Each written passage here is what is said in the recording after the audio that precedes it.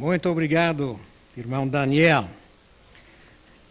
Se eu tivesse escrito aquele recado na minha mão natural, ele teria problemas mesmo. Eu escrevi em letra de forma e ainda deu problema. Mas a minha mão está um pouco... Eu nasci de uma maneira canhota. Naturalmente, os canhotos são mais espertos do que os outros, mas não sabem escrever. Que grande prazer de estar aqui no acampamento Monte das Oliveiras, de ver irmãos de todo o Brasil e até irmãos dos Estados Unidos que vieram aqui, brasileiros de Nova York, de Nova Jersey, que estão aqui. Que prazer! Olha, é diferente hoje, em 1998, do que era em 1961. Onde está o Severino? Coitado, ele é o único daquela época que está aqui, eu acho. Ele tem 110 anos de idade.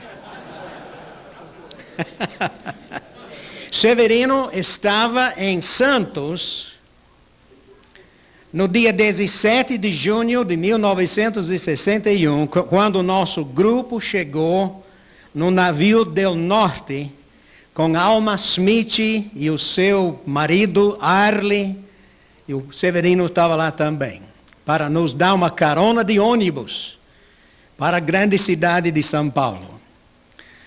Que diferença hoje, que prazer de ver todos vocês aqui nesse acampamento. Eu dou graças a Deus por Lynn Huff, que teve o sonho de iniciar esse acampamento. Eu me lembro que eu cheguei aqui nos anos 60, era um mato total. Eu pensei, Lynn já perdeu a cabeça, pensando em fazer qualquer coisa desse mato que está aqui, vai ser impossível. Mas deu certo. Dou graças a Deus pelo trabalho feito pelas igrejas que contribuíram, os indivíduos que contribuíram, e que agora nós temos esse acampamento, mas agora, como o irmão falou, que nós estamos necessitando agora mais alojamentos. O irmão Randolph falou, nós precisamos aperfeiçoar esse lugar. Será que depois de começar o acampamento, vai levar dinheiro estrangeiro para melhorar? Espero que não. Será que aqui no Brasil, na igreja não é suficiente para ter um acampamento que pode acomodar todos os irmãos e todas as irmãs também ao mesmo tempo? Seria ideal ter uma coisa assim, não seria? Para ter um lugar de 1000 pessoas, nós temos que sonhar de uma maneira grande. E ter alojamentos aqui para 1000 pessoas. Porque a igreja está crescendo no Brasil. E nós vamos querer ter mais reuniões ainda maior do que esse que nós temos aqui hoje. É um prazer estar. A minha responsabilidade é de falar sobre o Deus Criador. Que grande assunto. Escute essas palavras, escritas uns anos atrás por alguém.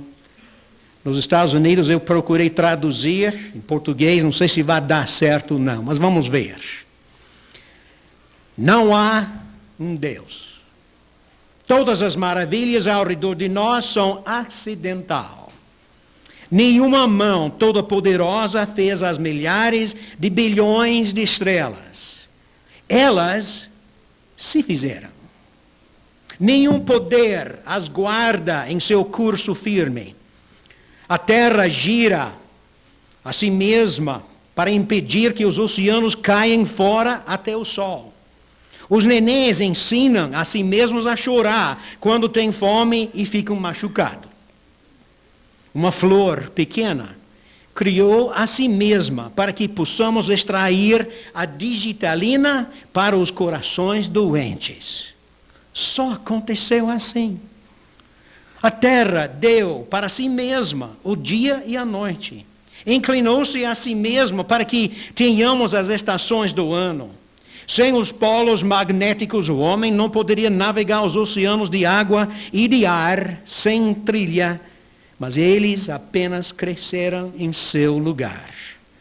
Que tal o termostato de açúcar no pâncreas do corpo humano? Conserva um nível de açúcar no sangue suficiente para a energia. Sem isto, todos nós cairíamos em uma coma e morreríamos. Porque a neve fica em cima das montanhas, esperando para o calor do sol da primavera derretê-la no tempo certo para regar a plantação recente nas fazendas embaixo. Que acidente muito bonito. O coração humano bate por 70, 80 anos sem falhar. Como consegue o descanso suficiente entre as batidas? Porque é só assim que pode descansar. O rim filtra o veneno do sangue e deixa as coisas boas. Como sabe distinguir um do outro? Quem deu à língua humana a flexibilidade para formar palavras e um cérebro para as entender, mas negou esta capacidade aos animais?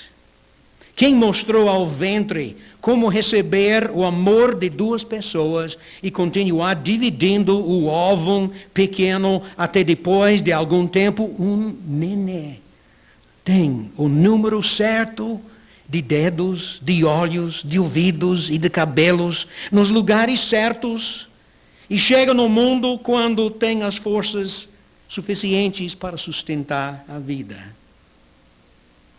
Não há um Deus? É uma boa leitura, não é? Quem é que nos trouxe em existência? De onde nós viemos? Nós estamos aqui falando sobre Deus que age, especialmente ele tem muito ativo, ele ficou muito ativo na criação. Ele que nos criou, que fez este universo, tudo que se acha nele. A lição tem duas ênfases hoje. Primeiramente, nós queremos dar a ênfase sobre a verdade, sobre o Deus Criador, que é a verdade mesmo que Ele criou tudo isto. E segundo, nós queremos ver o significado de tudo isso. O nosso texto é Romanos capítulo 1, versículo 20, onde o apóstolo Paulo fala sobre Deus que tem se revelado na natureza ao redor de nós, porque os atributos invisíveis de Deus, assim o seu eterno poder, como também a sua própria divindade, claramente se reconhecem, desde o princípio do mundo, sendo percebidos por meio das coisas que foram criadas. Tais homens são, por isso, indesculpáveis. É a verdade que Deus nos criou. Gênesis 1:1 começa dizendo que no princípio Deus criou tudo que está ao redor de nós. E há tanta afirmação em Isaías, no livro de Atos, no livro de Salmos, em muitos outros livros da Bíblia, nós achamos essas afirmações. Deus é o Criador. Deus é o Criador. Nós não criamos a nós mesmos. Não é por acaso que nós somos criados. Mas o ateu não aceita essa ideia. Ele não pode aceitar a alternativa de Deus. Então ele tem que ter outra alternativa, a evolução, o Big Bang. E essas suposições, essas teorias sem comprovação, que estão sendo ensinadas hoje pela televisão, nas escolas públicas, na literatura, nas revistas, nos jornais, em tudo que nós estamos vendo hoje em dia. A teoria do Big Bang é a ideia que bilhões de anos atrás, 5 bilhões, 10 bilhões de anos atrás, toda a matéria e a energia do universo estavam concentradas numa bolinha tão pequenininha quanto o tamanho talvez da ponta de um lápis. Uma coisinha tão pequena. Tudo no universo. Estava assim, nessa bolinha. E ficou, por alguma razão, muito instável e explodiu. Ninguém sabe por quê ou como, mas explodiu. E daquela explosão veio tudo que nós podemos ver ao redor de nós. Todas as galáxias, todas as estrelas, o nosso sistema solar com a Terra e a Lua e os planetas, tudo aquilo veio daquela explosão do Big Bang. Gente, olha, se estudar cuidadosamente sobre esse assunto, vai descobrir que há muitos cientistas que estão dizendo que isso não pode ser a verdade. Há muitos livros escritos hoje sobre isso em inglês e sobre evolução, negando a possibilidade de tudo isso, porque não acreditam que a ordem que se vê ao redor de nós, do todo o universo, poderia ter formado de uma explosão ou de qualquer série de eventos sem nenhuma direção. Não pode acontecer isto. Quem pode esperar que de uma explosão de um vulcão vai formar-se embaixo, depois do vulcão, uma cidade com ruas e edifícios e tudo isso? Quem vai acreditar que um avião de jato poderia sair de uma explosão numa ferrovia, numa serralharia? É impossível uma coisa dessa. A lei, ou a termodinâmica, é um ramo do estudo da física que trata das relações entre o calor e a energia, a termodinâmica. Nesse estudo de termodinâmica existem certas leis. Estamos falando de leis científicas comprovadas que não são teorias, não são suposições.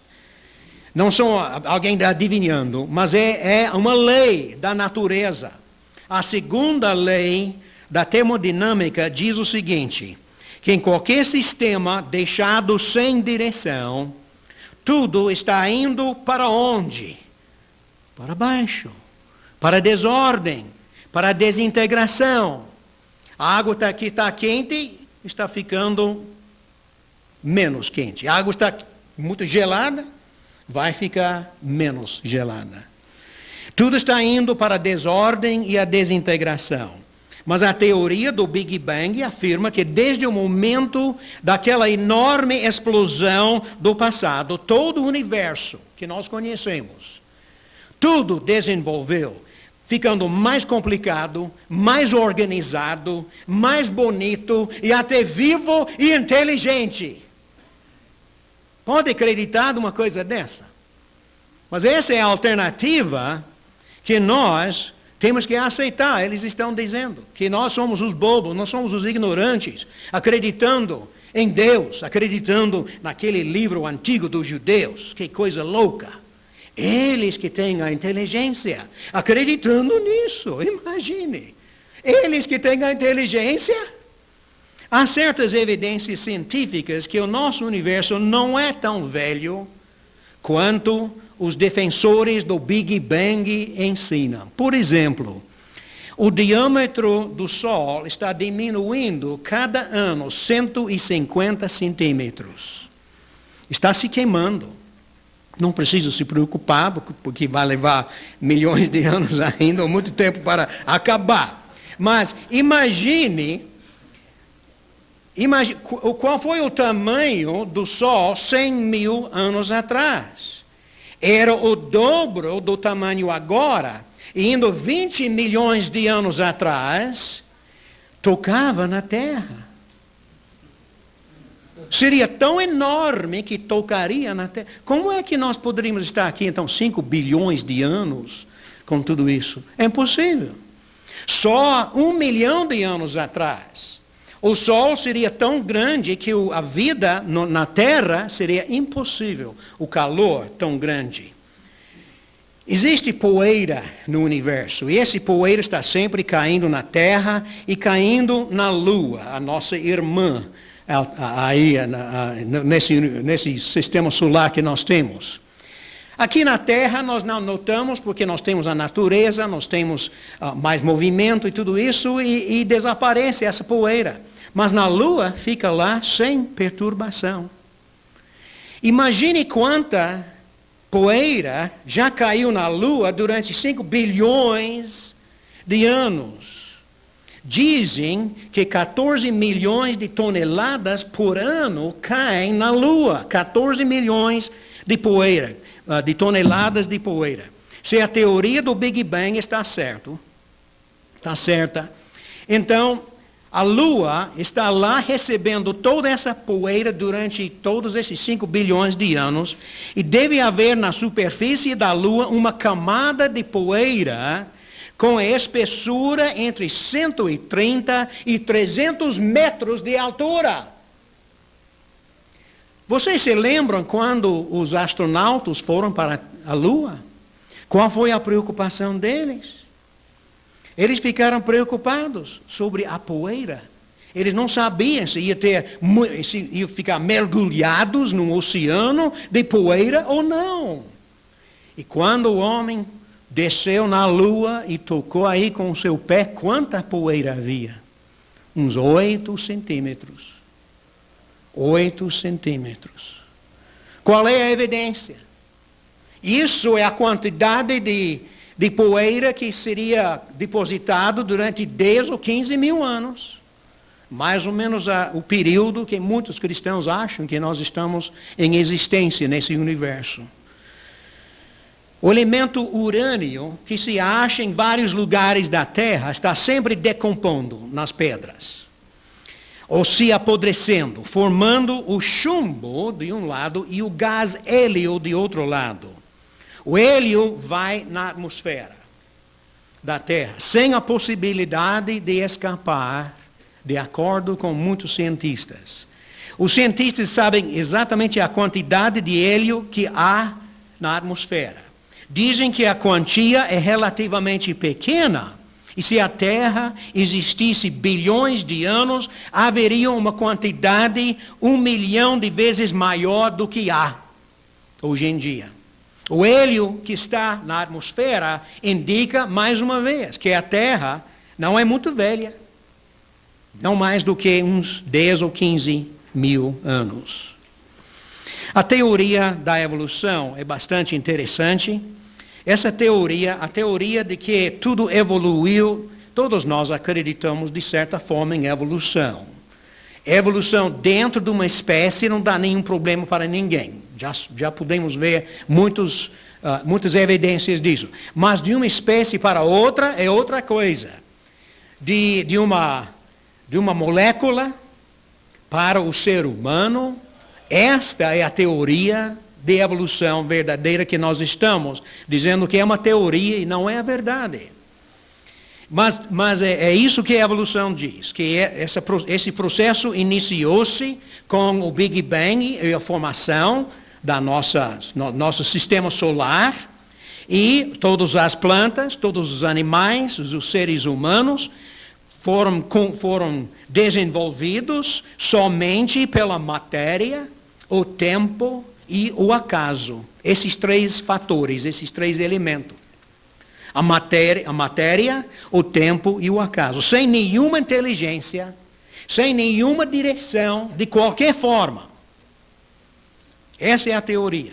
Assim sendo, o evolucionista que nós acreditemos que a matéria morta criou a vida e todas as suas formas variadas.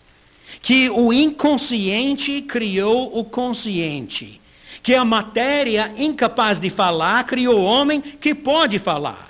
Que aquilo sem propósito ou plano criou o homem com todos os seus propósitos e todos os seus planos. Que aquilo sem inteligência criou o homem bem inteligente. Que a matéria incapaz de pensar fez o homem que pensa e raciocina sobre tanta coisa. Que o irresponsável criou o ser humano com um senso de responsabilidade e um senso de moralidade e daquilo que é bom, daquilo que é certo e daquilo que é errado. Como é que pode ser? Eles querem que nós acreditemos que a matéria sem nenhuma liberdade. A matéria não tem nenhuma liberdade, porque não tem vida, não tem nada. Criou o homem com o seu desejo para se libertar. Que a matéria é incapaz de escolher, criou você, que escolheu fazer parte deste acampamento hoje. Aquilo que não pode escolher nada, fez você que faz essa escolha. Que a matéria, sem nenhuma religião, fez o homem com as suas veementes aspirações religiosas e espirituais. Que é uma característica bem humana. É de notar hoje que há muitos cientistas e muitos eruditos que não aceitam a teoria da evolução. E há muitos livros publicados nos últimos anos em inglês que rejeitam a evolução e defendem a ideia da criação por Deus. Há muita evidência também no universo de que realmente tudo foi feito por alguém que tem inteligência, um grande desenhista. Alguém que sabia o que ele estava fazendo. Um arquiteto supremo. Há tanta evidência disto. De fato, a Bíblia considera a evidência tão enorme sobre isso, que diz que é somente o tolo que diz que Deus não existe. As evidências são enormes. Os céus proclamam a glória de Deus. E a natureza demonstra a grandeza da sua mão. A Bíblia fala tanto sobre isso em vários lugares. Tantos aspectos do mundo físico parecem calibrados perfeitamente para a existência da vida e para servir certos propósitos específicos. Calibrados para essa finalidade. Eu roubei essa informação do Alan Jr., que é um oftalmologista. Alan, você está aqui. Você pode receber a grandeza aqui nesse argumento, realmente. O agradecimento. No olho humano, todas as partes do nosso olho dependem de uns aos outros para viver e funcionar. A córnea, a íris, a lente, a retina, os líquidos e os 6 músculos do olho, de cada olho, que controlam o movimento, sempre movendo. Como vieram a existir ao mesmo tempo, de uma maneira tão detalhada e nítida, tudo isso sem alguém para controlar a sua formação tão complicada e tão independente. Essa é a parte que é tão interessante. Porque uma parte não pode existir sem outra parte. Os líquidos não podem existir sem o resto do óleo não pode existir sem os líquidos. Como aconteceu, por acaso, isto? A Terra foi perfeitamente desenhada para ter a vida. Se a Terra fosse um pouco mais perto do Sol, tudo se queimaria. Nós já sabemos. Se fosse mais distante, tudo se congelaria. Se o Sol fosse 10.000 graus mais quente do que é, ou 10.000 graus mais frio, a vida seria impossível na Terra. Como aconteceu que tem a temperatura exata que nós precisamos? Este ano nós tivemos um inverno horrível em Sorocaba, eu quase fiquei congelado. Depois nós tivemos um verão que era tão quente, eu pensei que eu estivesse com o Brian lá em Manaus. Coisa mais quente, mas eu pensei, mas olha, só chegou a... Não é muito ruim a temperatura. Imagine se tivesse chegado a 50 graus. Mas o que impede? O que impede? O que impede que não chega a 50 graus debaixo de zero? Dá graças a Deus que isso não acontece. E por que não acontece? Porque esse mundo foi tão bem desenhado para a nossa existência. E nós devemos dar graças a Deus, cada inverno, cada verão, pela estabilidade que nós temos na própria temperatura. A Terra roda no seu eixo. Eu estudei isso, eu fiquei fascinado por isso, quando eu estudei isso muitos anos atrás.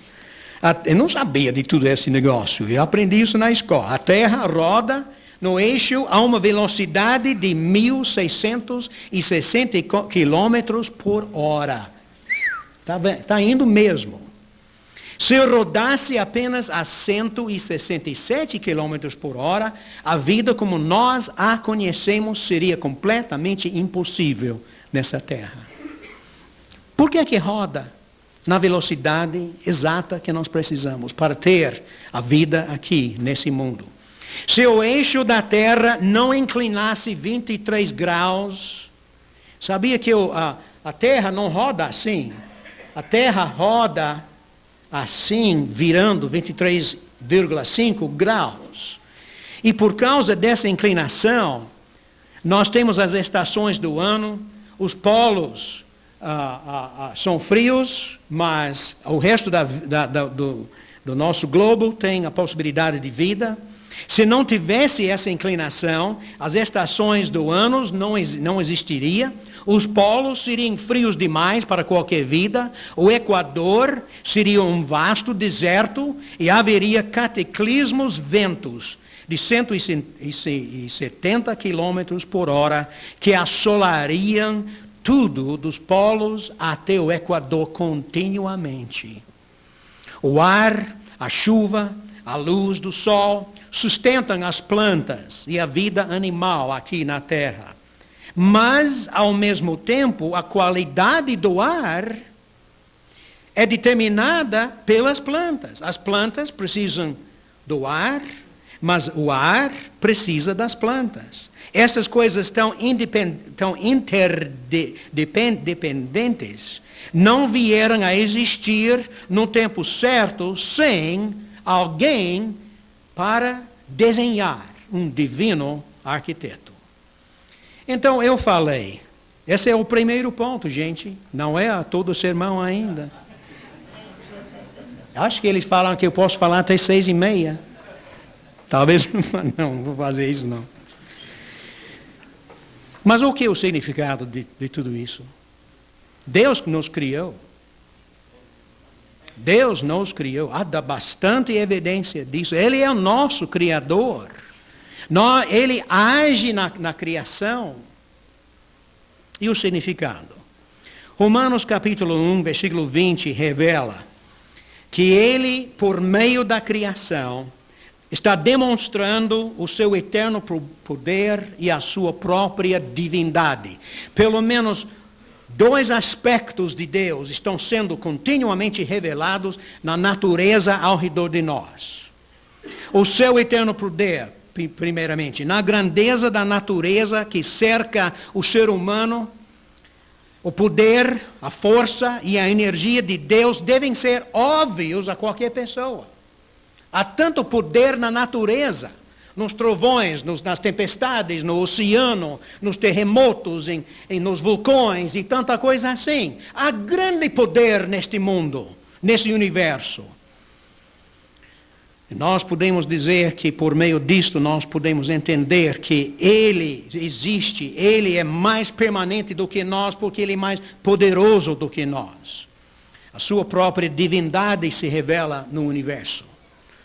O universo revela pelo tamanho, pela grandeza, pela ordem demonstrada, pelo poder existente nos oceanos, nos ventos, nas tempestades, nos terremotos e nos vulcões, e pela beleza destacada ao redor de nós, que tinha que ter uma origem em alguém maior que o homem, mais inteligente do que o homem, alguém que é maior do que a natureza física nossa, e alguém que tem que ser sobre-humano, sobrenatural, muito extraordinário, maravilhoso e superior a tudo no universo, que veio dele.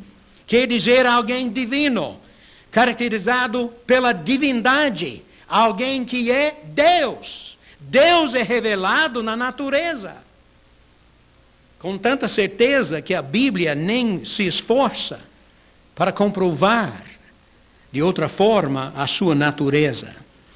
A Bíblia então está nos dizendo nesses trechos assim, nessas revelações e na natureza também está nos dizendo que a revelação do Deus Criador na sua criação é suficiente para fornecer ao homem uma visão do mundo.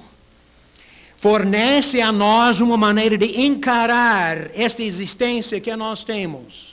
A nossa existência não é devida a certos espíritos, Algumas coisas, não é devido à lua, não é devido a uma árvore aqui no acampamento, mas devido a um Deus muito maior do que isso. Uma visão do mundo que é coerente e correta. Uma visão que mostra Deus acima de tudo.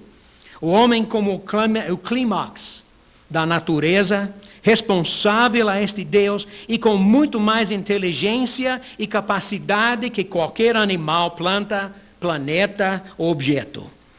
Se o homem deve a sua criação a este Deus, se você deve a sua criação a este Deus, então a pessoa ao lado de você deve também. E todos os homens são criados por Deus e são as criaturas dele.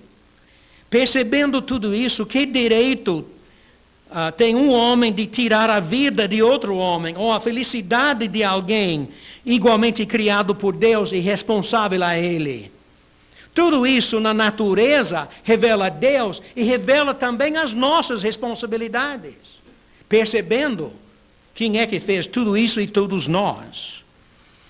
Também nós podemos ver nessa revelação que todos os homens, em todos os continentes, em todas as ilhas, em qualquer deserto, mato ou polo, são responsáveis diante de Deus, porque eles têm esta revelação. Tais homens são, por isso, indesculpáveis. Paulo diz em Romanos capítulo 1, versículo 20.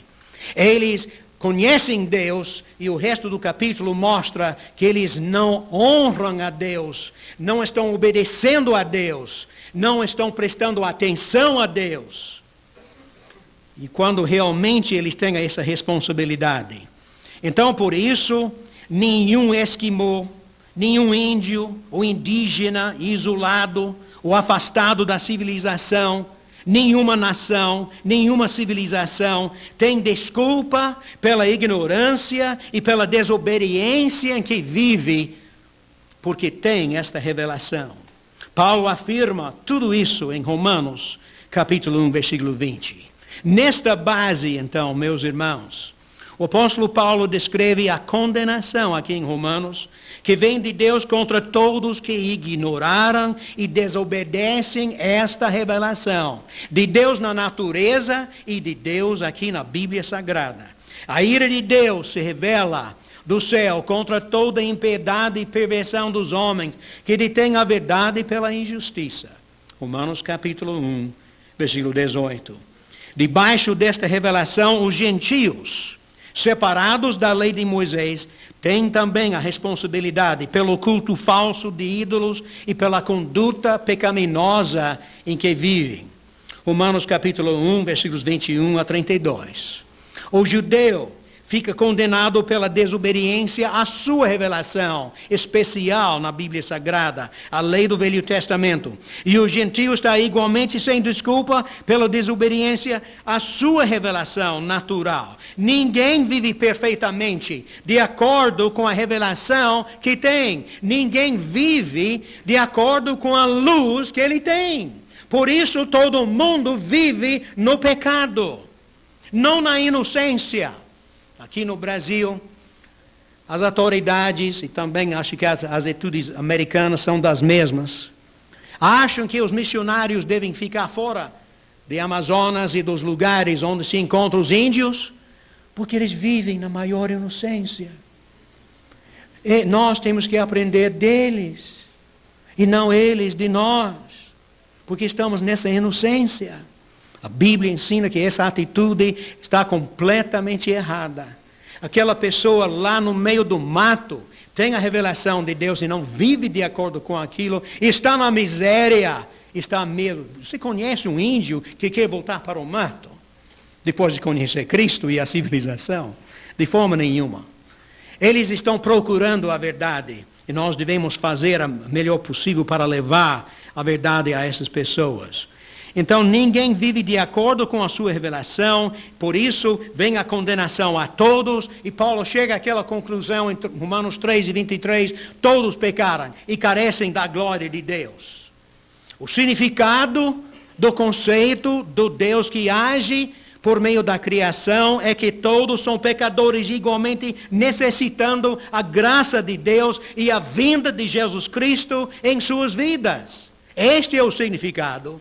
O significado deste conceito também é que nós, que conhecemos o Evangelho do maravilhoso Salvador Jesus Cristo, temos a oportunidade, o privilégio e a responsabilidade de comunicar este Evangelho a todos, aos judeus, aos gentios, aos índios, aos esquimós, a todas as pessoas deste mundo inteiro. Como crerão naquele de quem nada ouviram? E como ouvirão se não há quem pregue? Romanos capítulo 10, versículo 14.